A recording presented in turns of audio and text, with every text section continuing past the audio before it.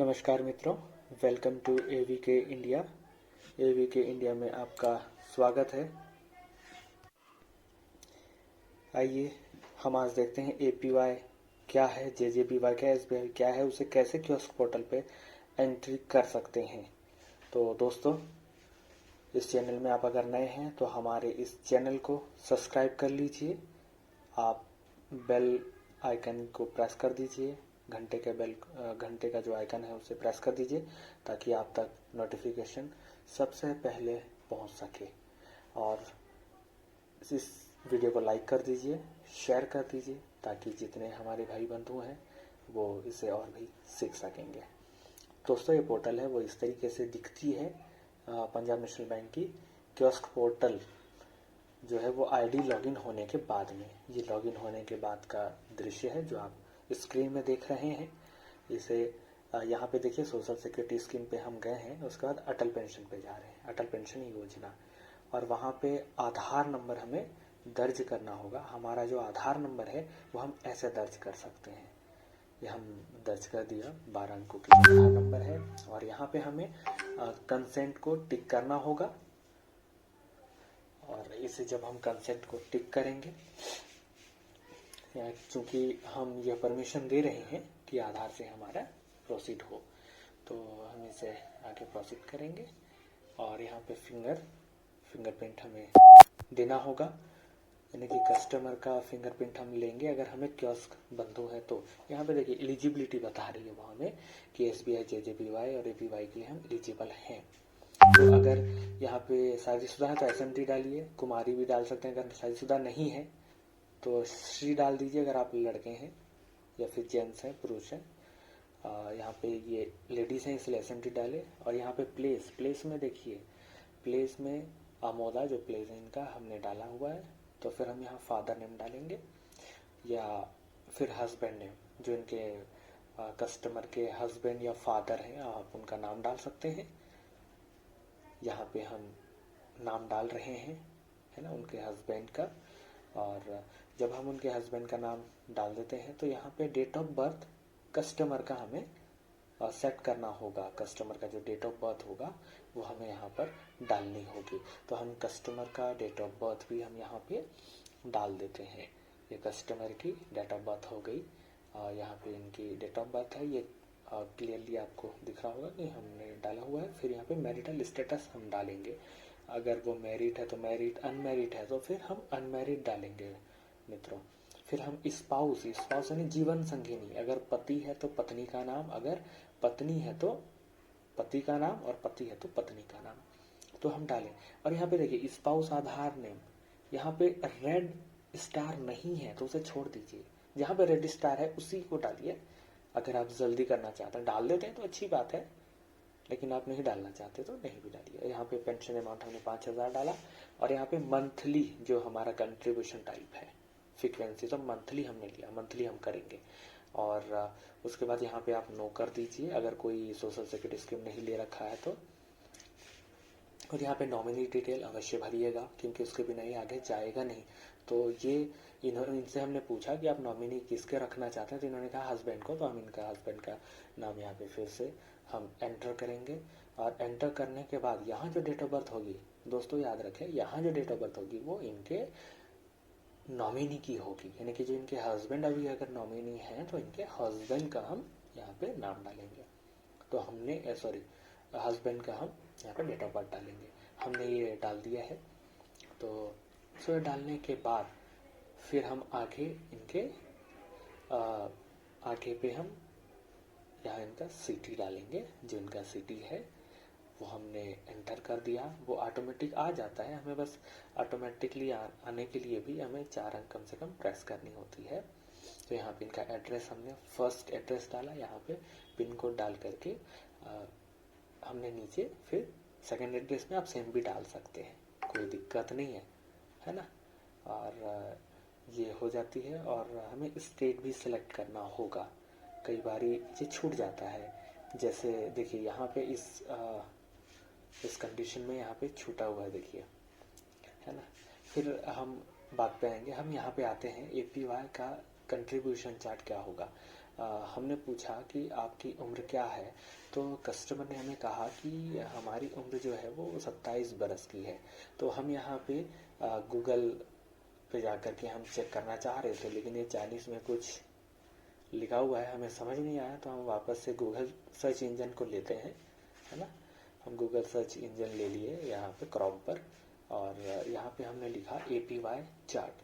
तो APY chart जब हम ले रहे हैं तो इसमें बहुत सारी इमेजेस आते हैं, है ना। तो उसमें से हमने सोचा कि किसी एक पे क्लिक करके देख लेते हैं। तो चलिए क्लिक करते हैं मित्रों। अब यहाँ पे ये तो साफ हमें दिख नहीं रहा, तो एक और बार क्लिक करते हैं तो इसकी जो वेबसाइट होगी ना वो हमें ओपन होके मिलेगी।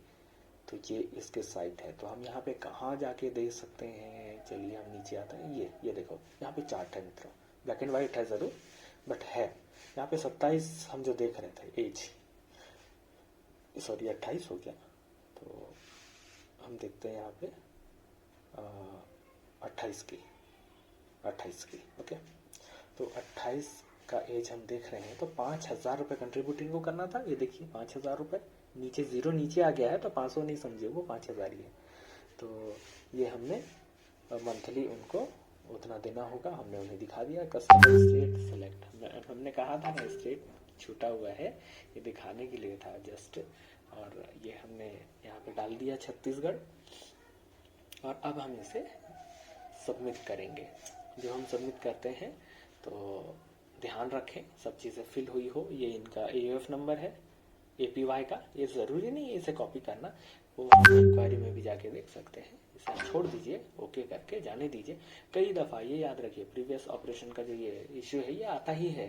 इसका मतलब है नहीं कि कुछ आपने गलत किया, फिर से वापस सबमिट कर दीजिए, वो सबमिट हो जाएगा।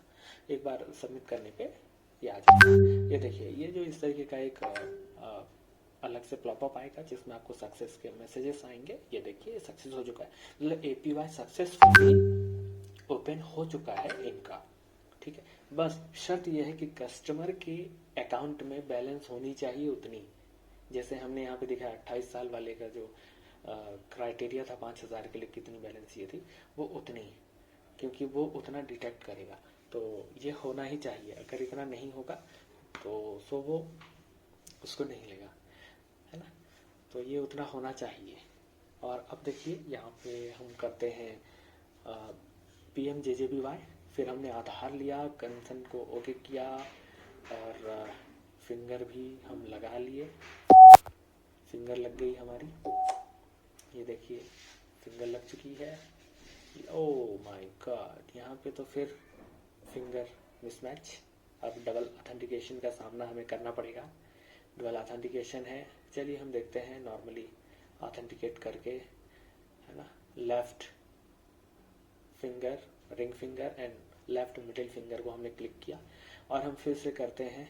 नहीं, यहाँ से करना होगा हमें, ऊपर से नहीं, नीचे सबमिट जहाँ लिखा हो यहाँ से। चलिए ठीक है, ये लग गई सिंगल फिंगर, ओके सक्सेसफुली, अच्छा रहा।